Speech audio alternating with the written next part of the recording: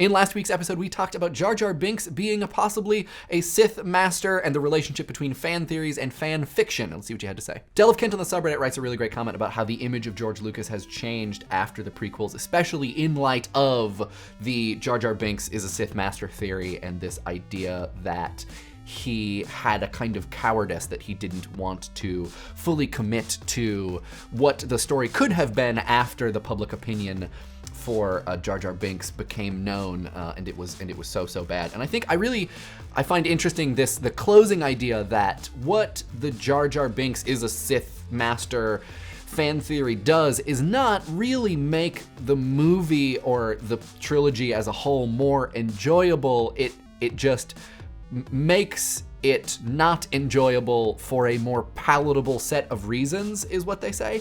And I think that this kind of gets to another aspect of what we were calling the apologia of Binks, that it's not like it's improving it, it's that it is helping you to dislike it in a way that feels more reasonable. And I think that's interesting. Zagorath, also on the subreddit, talks about how the prequels are maybe worth saving in this way that, we talked about many people trying to give insight into how they might be viewed differently or different orders so that we can actually enjoy them, because past all of the surface details that maybe are not enjoyable or take us out of the story, there is a lot of really good stuff going on in the prequels. It's just you have to push through some difficult material in order to get to it. And so that's why these theories and these viewing orders and recuts of the movie exist, that it helps us get past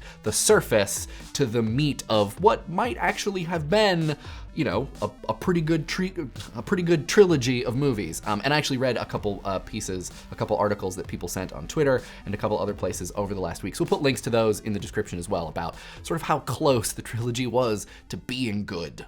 Luke, Hughes, Bunger, and a bunch of other people saw a connection between the Jar Jar Sith theory and the Mass Effect indoctrination theory, which says that the ending sequence of the Mass Effect games actually just takes place inside of Shepard's head, and that what you have throughout the whole game is the internal struggle of Shepard trying to resist indoctrination. And I can definitely see how this is this redemptive kind of fan theory, because the ending of Mass Effect was, by most accounts, not satisfying. The other thing that Luke gets into is the idea of how much time we invest into the properties and worlds that we love, and how that relates to the distinction between fan theory and fan fiction. That what Luke talks about is how fan fiction doesn't repay all of the investment that you put in to a game or a television series or a movie series. It just says but what if that stuff wasn't the case and there was this whole other arrangement of elements, whereas a fan theory will say all of these things still stand, all of your investment is still good, but here's another way to look at it, which is a thing that I didn't even consider, and I think is a really great point. As far as why people would invest time into redeeming things that they don't like, Christopher English makes a really good point about how dislikable stuff kind of just sticks in your craw. It's like this itch that you have, and so these kinds of fan theories, it's just you're thinking about it, you're how could they do that? Why would this be the case? And so that's why you will invest time into explaining why it's there, because it's just you can't get away from it, which I think also explains a lot of YouTube comments. Jack Kelly has a related comment that's really great about how when this happens, but happens in a situation where you want to like the thing, as is the case with, and kind of anything in the Star Wars universe, you will find a way to like it. And some of those ways, of course, are going to be more complex and involved than others, and it just so happens that, the Jar Jar Sith theory is on the more complicated end. Antisocial Canine provides a redemptive fan theory for Other M, which actually I had never heard this before and find this super interesting. Never sort of thought about it this way. There's a great comment linked to this one and all of the others in the doobly-doo. Eidus. So there's something that we've learned, I think, doing Idea Channel, and that is that ideas and topics of conversation have a lifespan, and there's a point in that lifespan that's sort of like late adolescence or maybe even just puberty, where it's kind of awkward. And that we're encouraged to talk about certain things, either when they are very new and timely, or we are forgiven for talking about them if they're very old, like is the case, like the case was with the Jurassic Park video that we did. But that there's this point, there's this little sliver of time during which it's just awkward to talk about something. And I think we hit that perfectly with the Darth Jar Jar video. Hit it right in idea puberty, where it's gangly and weird. That being said, not to be defensive, but to also just be 100% defensive, I think we did add to the conversation. I have not seen anyone talk about how the Jar Jar Sith theory relates fan fiction and fan theory. So I hope you ended up giving the video a shot and watched it till the end, because I think we got to somewhere kind of cool. Like I said, fully defensive. Creatrix Tiara points out that the Harry Potter fandom, which is a fandom very focused on acceptance, representation, fairness, has done a lot of work to look at Harry Potter in this redemptive light, whether it is in relationship to Hermione or Dumbledore. And I actually had never really thought about these ideas in relationship to fan theory and fan fiction. So this is just a great comment. Thank you, Creatrix Tiara, for writing this. So now we're gonna do what we said we would do last week and then didn't, because I had a lot to ramble about.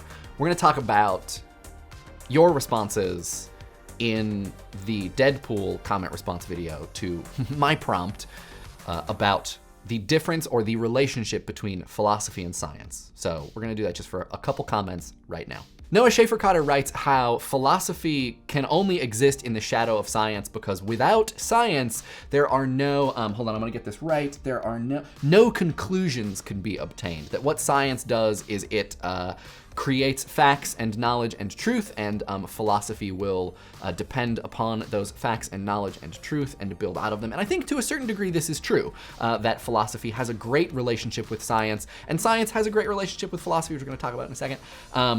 But I think also this puts philosophy on a little bit of a misrepresented platform or pathway, which is to say that it is concerned with truth or answers or with, I keep forgetting, conclusions. I think that really what philosophy is about deepening experience and about always going back to first principles and talking about how our experiences and our thoughts shape the world.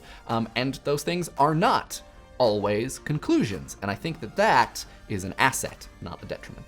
Really, Pandaemoni got to the heart of kind of the trick or the joke here, which is that the moment anyone says, well, I think that science is more important than philosophy because, what immediately comes after the because is philosophy of science. So that there really is no science without philosophy. That I think in comparison to Noah's comment that we just talked about, that science without philosophy is maybe just as much complete and absolute chaos, probably an ethical nightmare, as the potential for philosophy without science to also be total chaos. Looking at the comments of Alan Key 86, TacticusPrime, and a bunch of other people, I think we can see this attitude that what we value in science is the uncovering of truth, disprovability, the idea that we are getting to some kind of objective knowledge. And I think, we can and have on Idea Channel argued of whether or not those things actually are the case in science, but I want to caution against this kind of fundamental misstep in also trying to apply those things to philosophy or to theory or to the social sciences to say that they are not useful or not something that we can use in understanding the world because they are not objective. They are not disprovable, because I think that, again, we are approaching these things not on their own terms, that they are about trying to understand what is the case when the case is not something that is imminently graspable or objectively knowable. Does that then make those pursuits not worth uncovering, not worth pursuing? I, of course, think the answer is no. They are absolutely worth pursuing, and that objectivity or truth, insofar as it even exists, is one kind of pursuit of knowledge, but it is not the only kind. And just to point out a comment that I think is really interesting and really good, and man, I have so many responses to. Nathan Klassen wrote a great comment about quantum mechanics and this idea that, you know, when we understand how the universe works at the lowest level, and if it does work in a way that's non-predictable, does that mean that then nothing is predictable and everything is random? And I was reading a piece by one of the guys who writes for Overthinking It the other day, and he started a paragraph by saying, as someone who prefers a Rube Goldberg machine over Occam's razor, and I thought, it me. So, you know, I think everything is fundamentally random, but that's more fun for me.